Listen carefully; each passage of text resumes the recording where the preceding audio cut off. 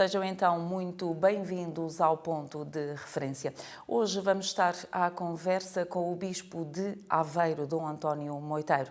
Vamos estar nesta conversa intimista, agradável e descontraída no Seminário de Santa Joana, aqui em Aveiro, que nos acolheu de uma forma tão carinhosa e, portanto, é neste espaço bonito, acolhedor, iluminado, diríamos, que vamos conversar com Dom António Moiteiro. Dom António Moiteiro, Manuel Moiteiro Ramos, é assim o nome completo, nasceu a 17 de maio de 1956, na aldeia de João Pires, no concelho de Penamacor, no distrito de Castelo Branco, é pertença da Diocese da Guarda. Frequentou os seminários diocesanos do Fundão e também da Guarda e foi ordenado presbítero a 8 de abril de 1982. Iniciou o ministério pastoral como vigário paroquial das paróquias de São Vicente, de São Miguel da Guarda. Depois já vamos andar ali para os anos de 1984 ou 86, quando fez a licenciatura em Teologia com especialidade em Catequética no Instituto Superior de Teologia de San Dámaso, em Madrid, filiado precisamente na Universidade Pontifícia de Salamanca, e nos anos de 1994-96 frequentou as aulas do Instituto Superior da Pastoral também em Madrid, concluindo depois o doutoramento em Teologia Pastoral, já no ano de 1997, com a tese Os Catecismos Portugueses da Infância e Adolescência de 1953 a 1993. Tem várias publicações editadas, destacando-se as que estão de facto ligadas à catequese e à formação dos catequistas, que é um tema sempre muito presente em toda a formação sacerdotal de Dom António Moiteiro. Foi nomeado Bispo Auxiliar da Arquidiocese de Braga, precisamente a 8 de junho de 2012, e o 8 é sempre um número muito importante em todo o seu percurso, pelo Papa Bento XVI, e recebeu a ordenação episcopal a 12 de agosto de 2012, na sede da Guarda, presidida pelo Cardeal Dom José Saraiva Martins. Depois, a 4 de julho de 2014, foi nomeado Bispo de Aveiro pelo Papa Francisco, e a sua entrada solene aconteceu precisamente a 14 de setembro do mesmo ano. A nível da Conferência Episcopal Portuguesa, é vogal da Comissão da Educação Cristã e Doutrina da Fé e também da Comissão da Missão e Nova Evangelização. Escolheu como lema episcopal: é preciso que Jesus reina. Dom António Moiteiro, muito obrigada por ter aceitado conversar connosco e viajarmos um pouquinho pelo seu percurso sacerdotal, mas também pelo seu percurso de infância. Olha, deste currículo que apresentou e que foi generosa, eu queria apenas fazer uma correção. Eu não sou vogal da Comissão da Missão e Nova Evangelização, porque desde que no verão passado assumi a presidência da Comissão Episcopal da Educação Cristã e Doutrina da Fé, não sou vogal da comissão, mas sou o presidente, deixei de ser vogal da outra comissão, porque esta comissão tem, a Comissão da Educação Cristã e Doutrina da Fé, tem muito trabalho e leva-me muito tempo e muitas preocupações. É só uma correção. Muito bem, e muito obrigada por a ter feito. É para isso que servem também estas conversas e ficamos assim a saber que afinal a internet também não sabe tudo. Muito bem. Pelo menos ainda não está atualizada. Pelo menos ainda não está atualizada. Eu gostava agora de viajar um pouco para a sua infância e quando tinha 4 anos. Os dados estatísticos do Instituto Nacional de Estatística Português indicam que a aldeia onde nasceu, a aldeia de João Pires, sua terra natal, tinha apenas 757 habitantes. Curioso, sem dúvida. O que eu queria perceber é como é que foi crescer numa aldeia assim tão pequena. Pois, olha, e posso dizer que 55, 56 anos depois, esses 700 e tal habitantes, neste momento, são 100 e tantos. Acho que 195, se não me falha a memória. A freguesia tem, que agora é a União de Freguesias, mas a aldeia tem cada vez menos gente. Olha, o crescimento foi um crescimento normal numa povoação rural, onde se vivia um pouco ao compasso do tempo, onde o relógio da torre marcava as horas, marcava os tempos e marcava também até a nossa vida, a vida de cada um de nós. Como calculará, numa aldeia rural, onde a educação cristã era levada a sério, eu não me lembro de aprender a rezar, nem me lembro de ir pela primeira vez à Eucaristia. Como também não me lembro de começar a andar, nem a começar a falar. Era todo um conjunto de práticas religiosas, sociais, humanas, que se interligavam. E era isto a vida de uma aldeia, portanto estamos em 1960, com 4 anos, e de uma aldeia, eu lembro-me que nessa altura, passados 3 anos, foi a primeira vez que eu vi televisão e a primeira notícia que vi foi o funeral do Papa João XXIII, que tinha morrido o Papa. Eu, nessa altura, tinha 7 anos e lembro-me, em 63, que fui, só havia uma televisão na aldeia, um televisor, e fui ao Clube da Terra, que era a Casa do Povo, tinha sede a banda de música, e vi pela primeira vez a televisão no noticiário, porque tinha sido colocada a televisão poucos dias antes. Era um tempo em que nós brincávamos muito na rua, uns com os outros, em que o número de crianças era numeroso só para dizer, em 1956, quando eu nasci, somos cerca de 24 do mesmo ano, entre rapazes e raparigas. E isto dava um conjunto de amizades, de brincadeiras, de estarmos uns com os outros, que era saudável. Ao longo da infância foi tendo sempre companheiros de brincadeira, Dom António? Sim, sempre tive e tenho. Ainda hoje a relação com os amigos de infância se mantém. Eu, por exemplo, a festa da aldeia é a festa no dia 8 de setembro, que é invariavelmente sempre no dia 8, seja durante a semana, seja no domingo. E como é a festa religiosa em honra de Nossa Senhora da Graça, que identifica, que dá identidade ao nosso povo cristão, todos os anos praticamente, tenho ido, desde que sou padre e como bispo, onde revejo, nos reunimos, os amigos de infância, os do nosso tempo, onde nos encontramos e isso penso que é muito importante. Não desliguei dos amigos e mantenho esses amigos. Manter esse contacto com as raízes é de facto importante? É muito importante porque as raízes que deram origem àquilo que cada um de nós é, são raízes que não podemos deixar secar. E são raízes que continuam a dar vitalidade à nossa vida. De um modo diferente, é certo. De um modo diferente. Mas continuam a dar vitalidade. E essa vitalidade, que é um pouco a solidariedade, a amizade, o estarmos uns com os outros, a ajuda mútua, são, podemos dizer, valores que são muito desse tempo, mas que nós devemos continuar a cultivar e que estão lá na raiz da nossa vida. O Dom António tem irmãos? Tenho uma irmã e tenho 2 sobrinhos. E é o mais novo do meio? Sou o mais velho. É o mais velho? É o mais velho. Então sentia-se ali responsável pelos irmãos? Não, só tenho uma irmã e somos praticamente da mesma idade. Ela é mais nova 2 anos, portanto, a geração é a mesma e vivemos, portanto... Nunca sentiu o peso da responsabilidade de ser o irmão mais velho? Neste ponto não. Éramos a idade, à medida que um era criança, o outro também era criança, um que era jovem, o outro também era jovem, e à medida que um é adulto e também ela... E se chegarmos a velhos, quando um chegar, o outro também está. Em termos da criança, Era uma criança sossegada, irrequieta? Como é que olharia para si? Não, era uma criança normal, como qualquer uma outra.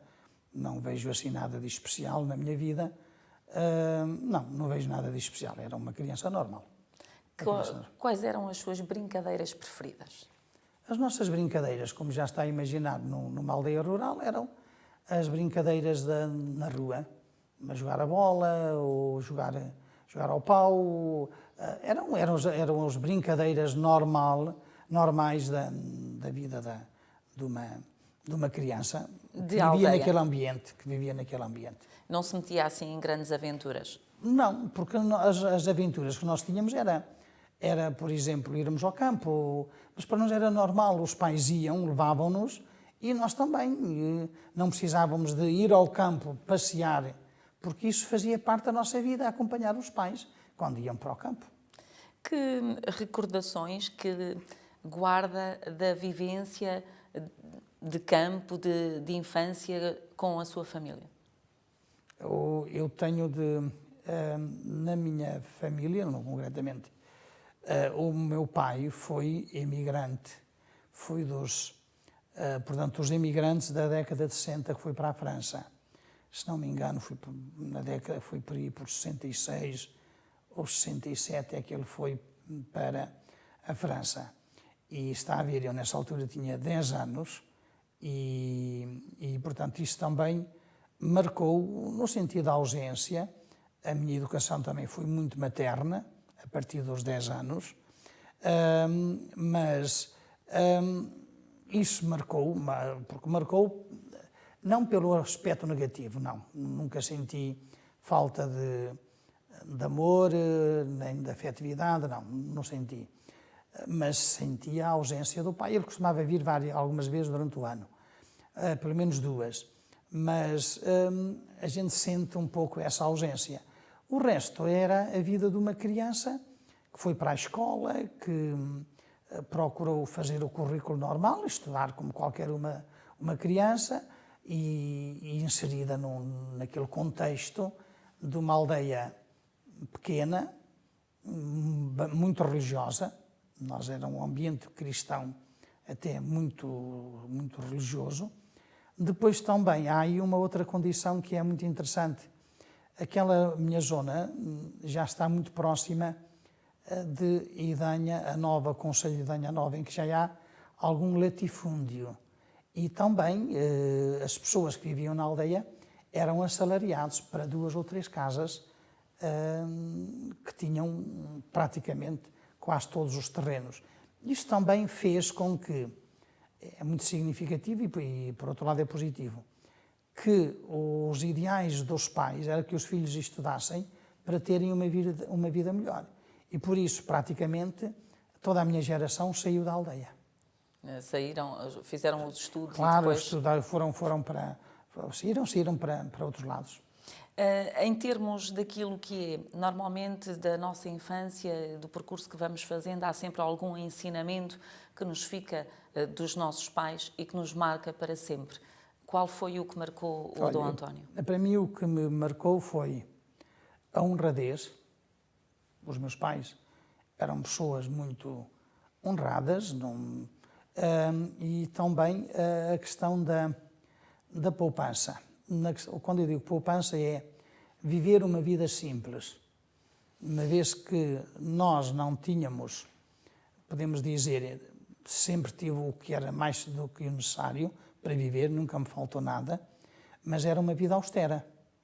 E eu penso que esta austeridade, que eu sei hoje que é um estilo de vida cristão, vida simples e austera, esse espírito que hoje é uma opção, vivia-se na aldeia como sendo um estilo de vida comum ao tempo. Isso para mim é positivo, aprendi-o portanto, com a minha geração e com os meus pais. Quando é que decidiu que provavelmente queria entrar no mundo do sacerdócio e queria ser padre? Olha, na minha aldeia, como lhe disse, havia um ambiente religioso muito acentuado.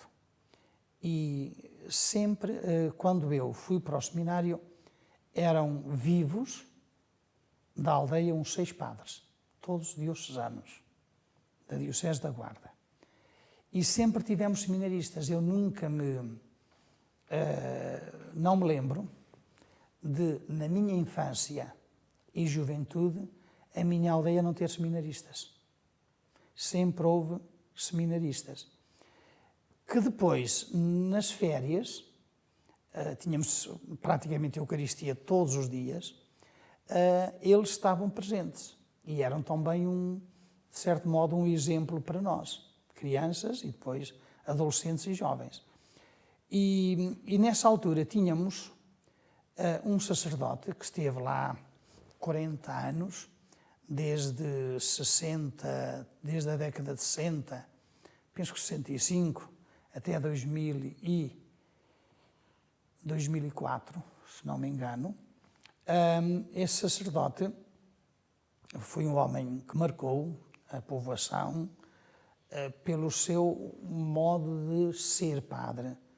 Um homem alegre, um homem que se entregava, portanto, à missão de ser padre e vivia o sacerdócio com alegria. E isso marcou-nos a nós.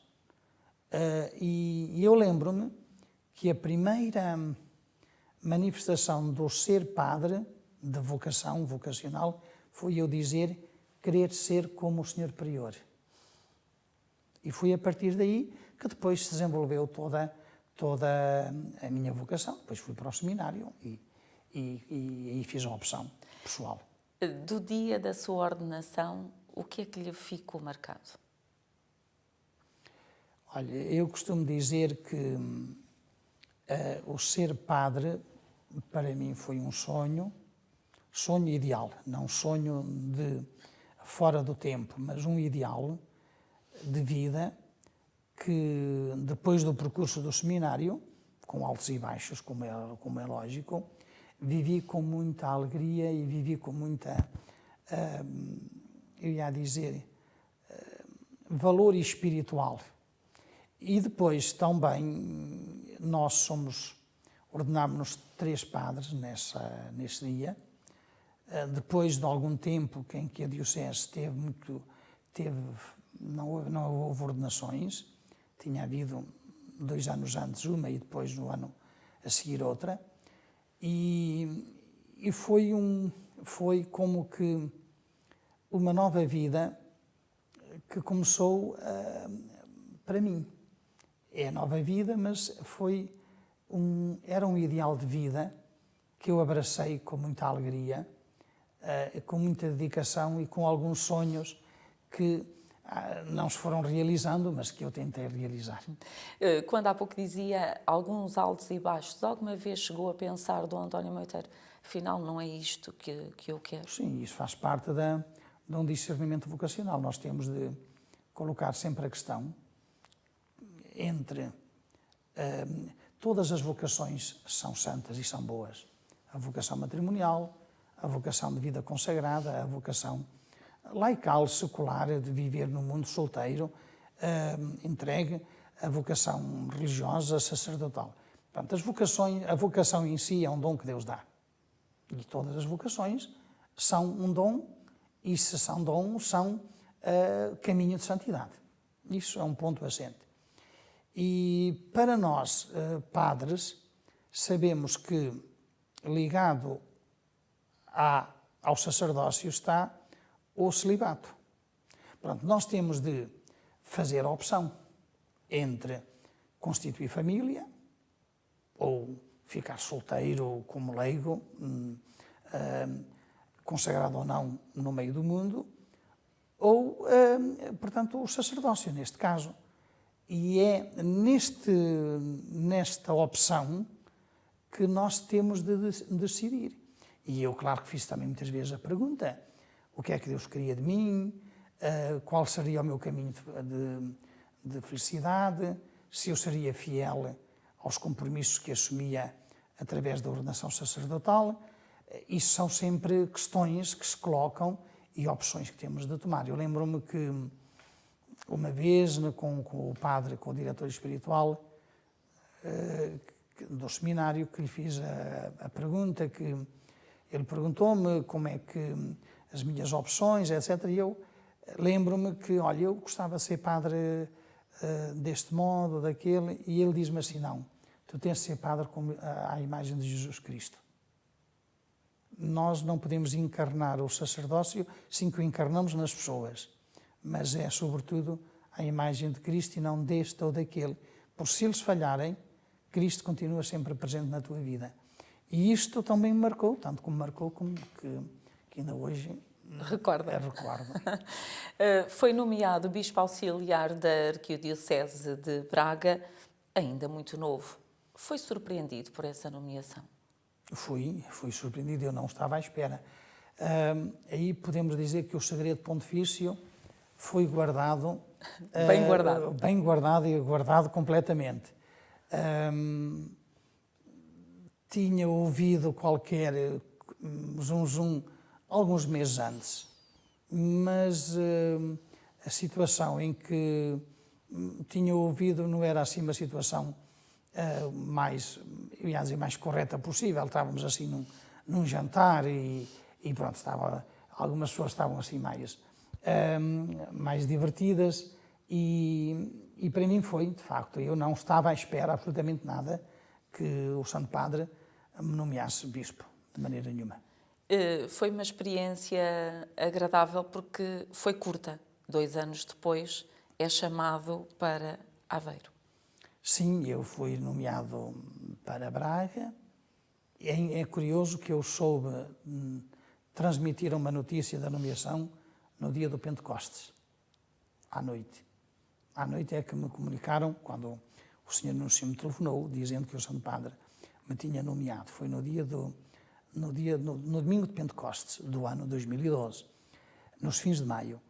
E depois que fui para Braga, eu aprendi a ser bispo, aprendi no sentido de começar o ministério episcopal, sob a orientação do Sr. Arcebispo, o Sr. Dom Jorge Ortiga, e depois estava também bispo auxiliar, o que é hoje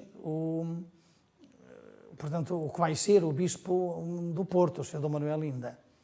E eu lembro-me que no dia da minha ordenação, a 12 de agosto, eu li um texto de São Martinho de Dume, por sinal também tinha sido bispo em Braga, em Dume e depois em Braga, dizendo que ia na disposição de aprender e aquilo que não soubesse o ensinassem.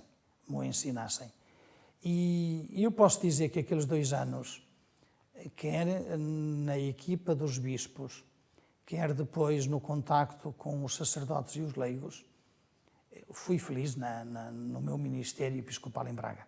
Posso dizer que fui feliz. Não esperava 2 anos depois ser chamado para Aveiro? De maneira nenhuma, porque até as circunstâncias da arquidiocese ao tempo não podiam prever a minha nomeação para Aveiro, porque o Sr. Dom Manuel ainda tinha sido nomeado para as Forças Armadas e eu estava apenas como bispo auxiliar e tinha sido nomeado, entretanto, o Sr. Dom Francisco Senra, mas ainda não tinha sido ordenado.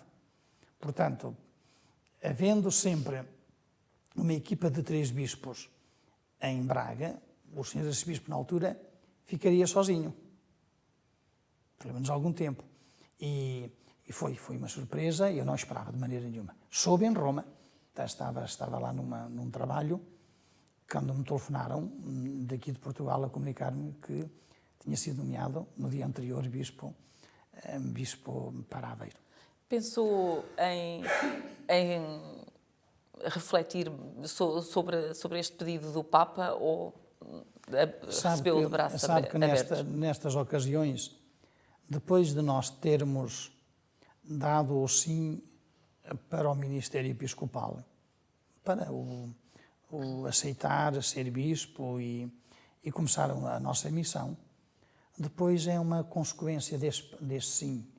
Este foi mais um sim que a Igreja me pediu, na disponibilidade que a nossa vida deve ter para responder aos apelos da Igreja.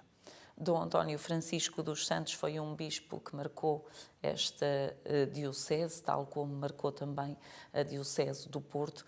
O Dom António Moiteiro veio como seu sucessor. Sentiu que isso lhe trazia uma carga acrescida da responsabilidade ou não? Como carga acrescida de responsabilidade, não. Mas como estilo de ser bispo, sim.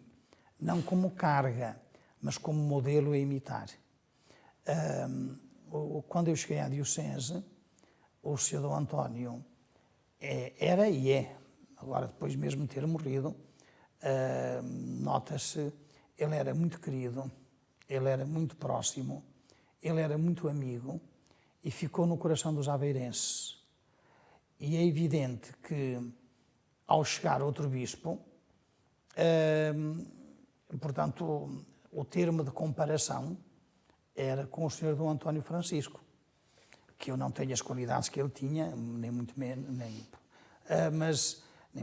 mas seja como for, eu penso que ele foi sempre muito próximo também comigo, muito amigo, e isso ajuda-me a mim a procurar, como ele, dar resposta e estar com os sacerdotes e com os leigos.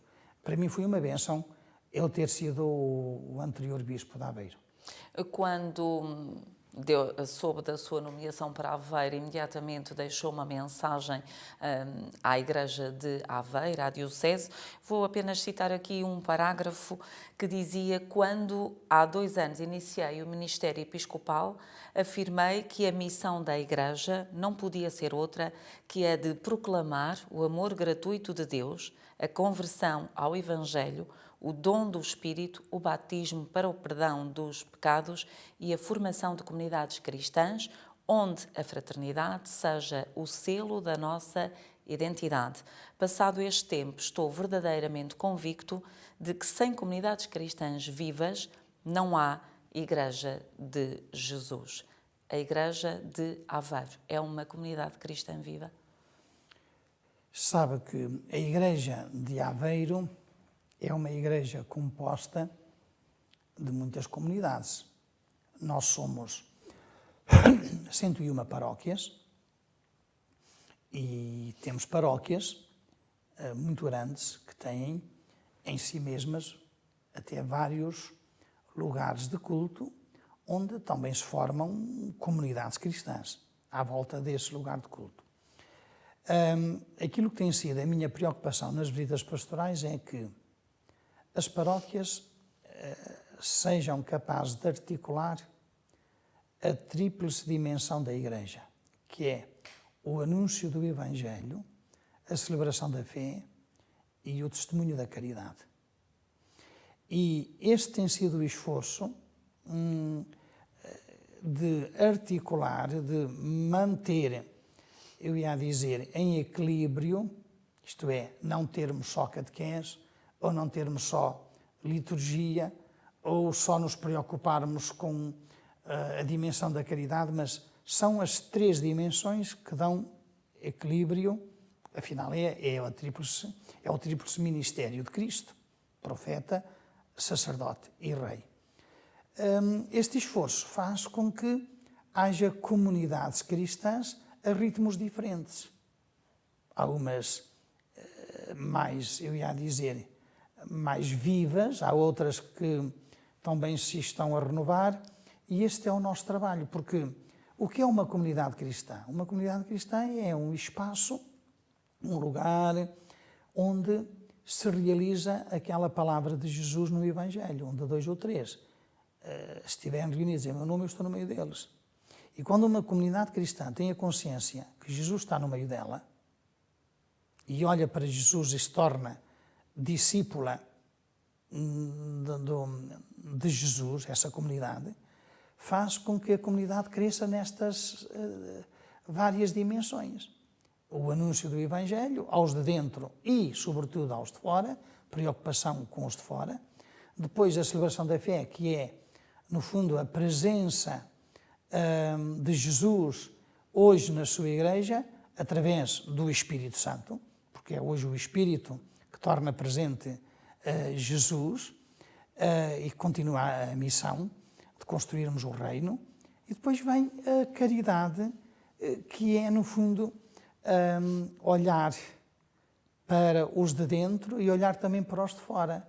Porque, como diz o Papa na Laudato Si, a preocupação pela casa comum, que é a humanidade, que é esta casa comum em que todos vivemos, deve preocupar a comunidade cristã.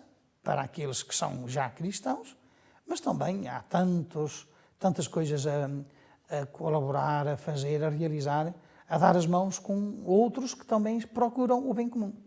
É por isso que neste ano pastoral tem como lema Igreja de Aveiro vive na caridade, a alegria da misericórdia. Sim, isto tem uma sequência. Porque são 3 anos. São 3 anos. Eu cheguei em 2004, depois em 2014, em 2015, fizemos um plano de pastoral para 3 anos. Entretanto, o Papa tinha proclamado o ano da misericórdia e foi na base do ano da misericórdia que nós procuramos vivenciar as virtudes teologais.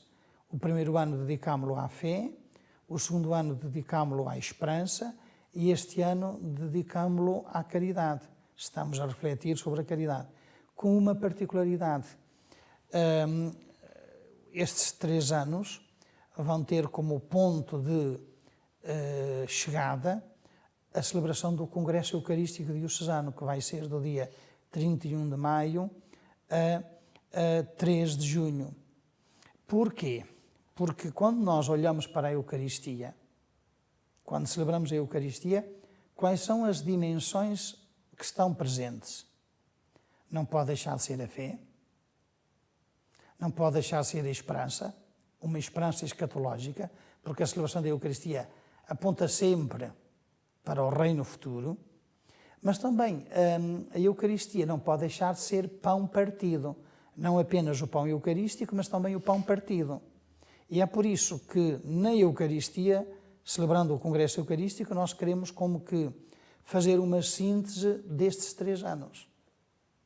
Um ano dedicado à fé, um ano dedicado à esperança e este ano à caridade, com o lema Dai-lhes vós mesmos de comer, que é do Evangelho de São Marcos, na multiplicação dos pães. E numa altura em que, de facto, a humanidade e a sociedade em si precisa mesmo que nos deem de comer, se olharmos ao aspecto físico e depois ao aspecto espiritual do António Moiteiro. Sim, as duas dimensões. Aliás, quando nós rezamos o Pai Nosso, na segunda parte, e pedimos o pão de cada dia, o pão nosso de cada dia nos dai hoje, nós cristãos temos sempre de pensar no pão da Eucaristia, mas também no pão partido para os outros, que é o pão que sacia a fome, não apenas espiritual, mas também a fome material.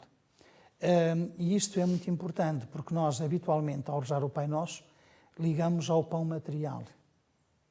Mas o pedir o pão é pedir o pão da Eucaristia, pedir ministros que a celebrem, pedir o pão material, mas pedir também irmãos que o repartam.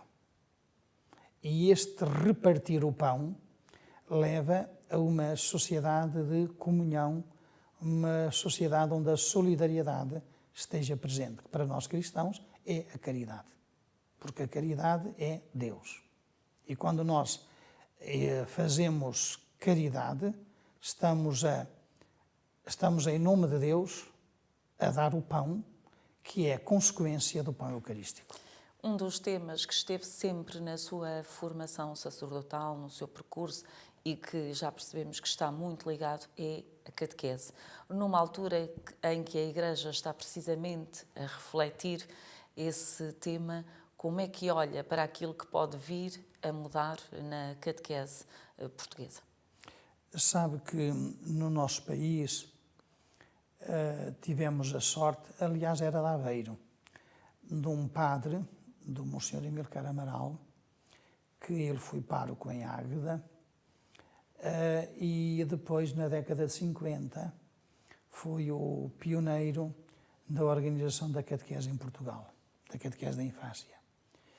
E nós podemos dizer que no nosso país temos um programa de catequese bastante bem elaborado.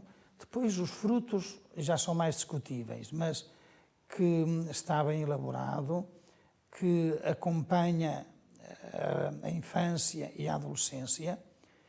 E este Papa está a chamar a nossa atenção com a próxima Assembleia do Sínodo dos Bispos sobre os jovens, para esta dimensão que é muito importante.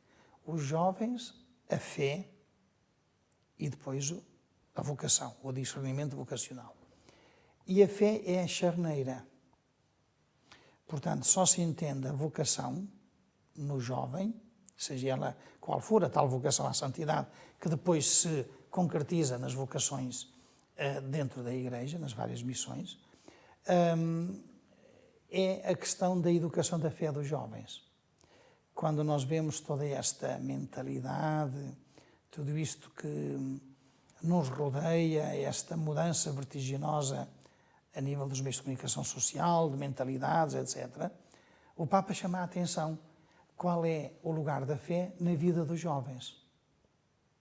E este é um ponto que temos de continuar a refleti-lo, porque me parece que no nosso país a formação dos jovens, a educação cristã, a pastoral juvenil, temos muito ainda que refletir e que aprofundar. Em seu entender, qual é o lugar da fé nos jovens portugueses? Eu vou vendo por aí que temos, se me disser assim, qual é a instituição em Portugal que tem mais jovens com ela? Indiscutivelmente é a Igreja. Mais que os partidos políticos, mais que os movimentos sindicais, tudo isso. Nós temos um grupo numeroso de jovens que no seu dia-a-dia praticam a fé. O desafio é que a fé nos jovens os possa ajudar a ter ideais de vida, a ter um estilo de vida conforme o Evangelho e que a fé os ajude também a encontrar perspectivas para o seu futuro. Por isso, o esforço que nós fazemos é um esforço de aprofundamento na fé, que é um aprofundamento em Jesus Cristo, no seu Evangelho, na Boa Nova da Salvação, para que o jovem seja verdadeiramente discípulo. Como nós devemos ser discípulos de Cristo com a nossa idade, também o jovem, com a sua idade e com os seus dinamismos, seja discípulo de Jesus. Isso pode implicar uma mudança na forma como se dá a catequese hoje em Portugal? Tem de mudar substancialmente, no meu ponto de vista. Mesmo até adolescentes, a caminho da juventude e jovens, porque nós não podemos pensar a catequese nestas idades uma catequese tipo escolar, uma catequese de uma semana, um tema, uma semana, um tema, mas temos que muito pôr os jovens em ação, pôr os jovens a refletirem eles mesmos, a fazerem sínteses a partir da vida. O que é que eu quero dizer com isto? Os jovens têm de refletir muito aquilo que era o método da ação católica, o método da revisão de vida, para que a fé entre na sua vida e dê sentido àquilo que fazem.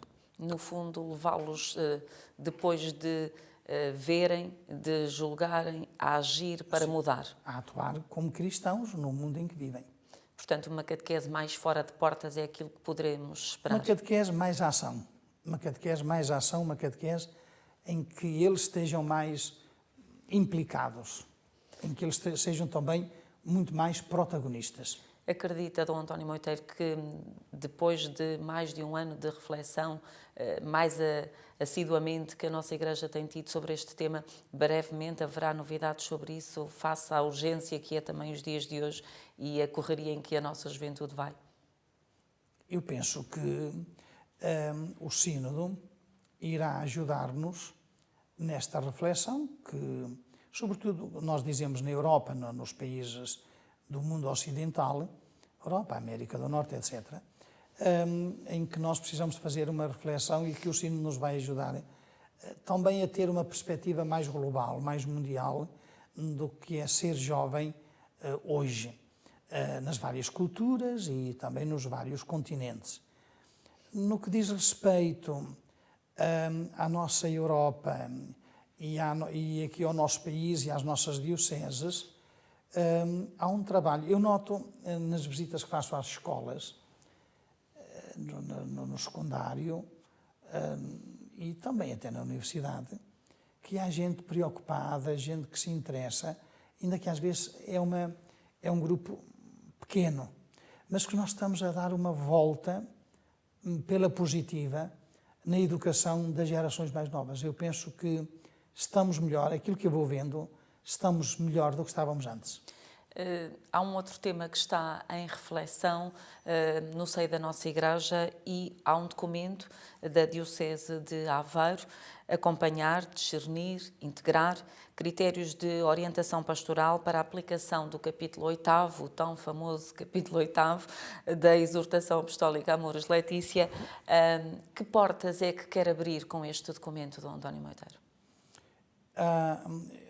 Como sabe, este documento tem por base a reflexão que os bispos do centro, no qual está incluída a Diocese de Aveiro e eu próprio, temos vindo a fazer como resposta àquilo que a Amoris Laetitia diz no número 300, que tem este título, Acompanhar, Discernir e Integrar, e que o bispo diocesano deve dar normas para se realizar este acompanhar, discernir e integrar. Nós fizemos uma reflexão e agora cada um dos bispos, e também de outros bispos de outras dioceses, vão dando normas para fazer este acompanhamento. O que é que se pretende com este documento? Para mim, pretendem-se 3 coisas fundamentais. A primeira é aqueles casais que não conseguiram a declaração de nulidade do seu matrimónio, que eles se sintam membros da Igreja, mesmo numa situação de recasados, de segunda união. Eles não estão excomungados, não estão excluídos, nem estão fora da comunidade cristã. Este é o primeiro ponto. Depois, com eles, ajudá-los a fazer caminho, a fazer caminho da sua integração na comunidade cristã. É evidente que um matrimónio que foi válido e que depois há uma segunda união civil não é a mesma coisa que um casamento celebrado e continua sacramento. Não é a mesma coisa. Mas também é verdade que esses que vivem numa segunda união não estão excomungados nem estão fora da Igreja. E que eles têm um papel ativo na vida da comunidade cristã.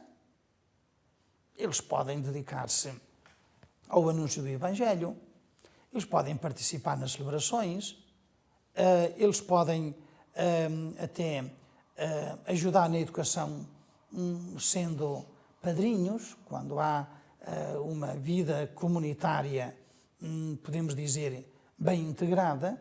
Portanto, há aqui várias dimensões. E há também um terceiro aspecto que me parece também importante.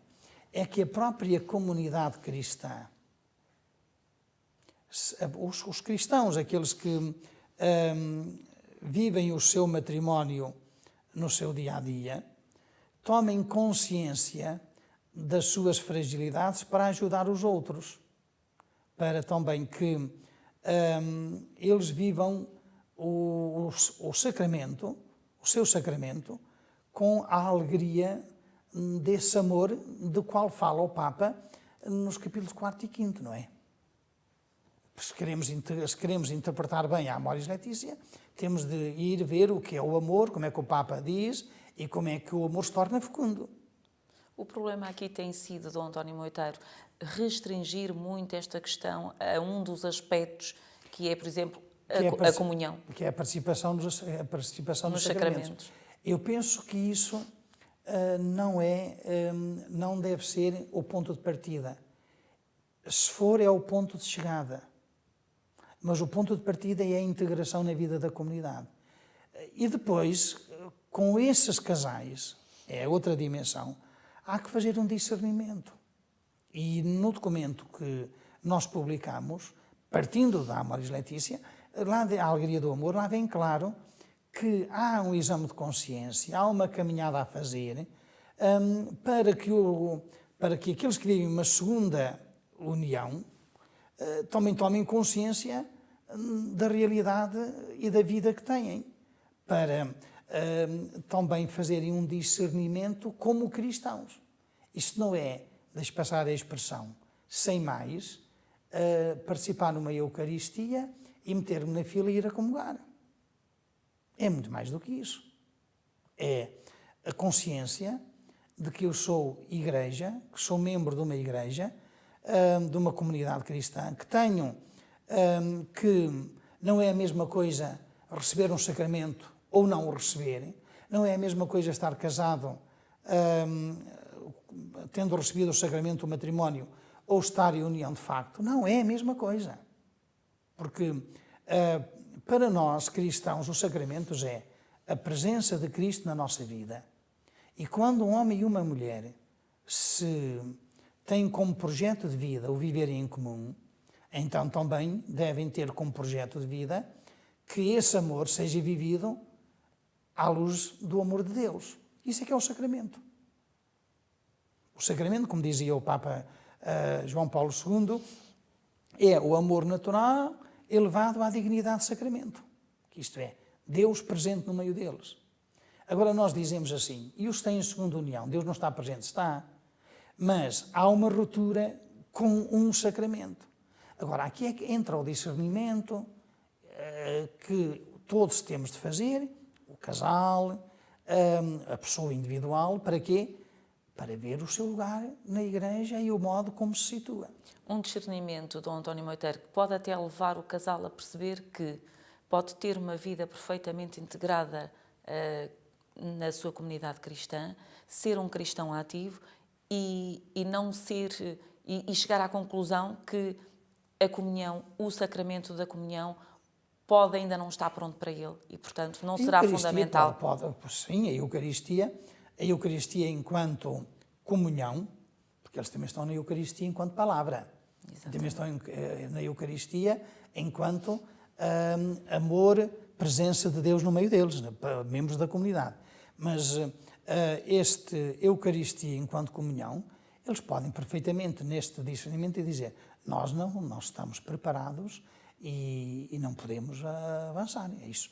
Mas este discernimento tem de ser feito entre o acompanhante e aquele que é o casal, ou um membro do casal também.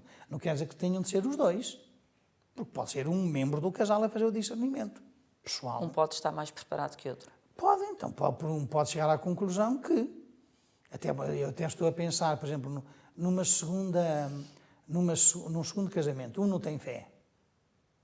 Ele não pode receber a comunhão, então não tem fé, não acredita. Não é? E é o outro que faz o discernimento. Este é um assunto que ainda vai levar o seu tempo e tem que ser tratado com muito cuidado. Eu não digo com muito cuidado, mas com muita seriedade. A seriedade por parte da comunidade cristã, por isso é que eu dizia que é importante acompanhar as pessoas, mas a comunidade cristã também tem um papel a dizer, não é tudo igual. E a comunidade cristã também tem de integrar e também tem de ajudar agora, é um tema que temos de ir, portanto, eu estou convencido que do universo dos recasados, não são muitos aqueles que com muita seriedade põem este problema. Agora, mas é um tema que nos meios de comunicação social aparece continuamente, mas que não é isso que é o mais importante. Estamos mesmo a finalizar a nossa conversa, contudo, recentemente esteve em TZ, com um grupo de jovens aqui da comunidade de Aveiro. Quer-nos relatar um bocadinho dessa experiência? Olha, não foram só jovens de Aveiro, estavam 600 jovens, estavam cerca de 2.000 portugueses na semana do Carnaval, 2.000 portugueses. Havia um grupo numeroso de Viseu e Santarém, cerca de 600, com os seus professores, eram alunos de Educação Moral e Religiosa Católica, 10º, 11º e 12º. Da nossa diocese de Aveiro eram cerca de 430, passava um pouquinho. E depois havia outros colégios das Irmãs do Coração de Maria, de São José de Colonia, de Coimbra, Rainha Santa. Havia também alguns jovens da Pastoral Juvenil de Coimbra e outros colégios de Lisboa, por exemplo, da Benedita, o Externato da Benedita.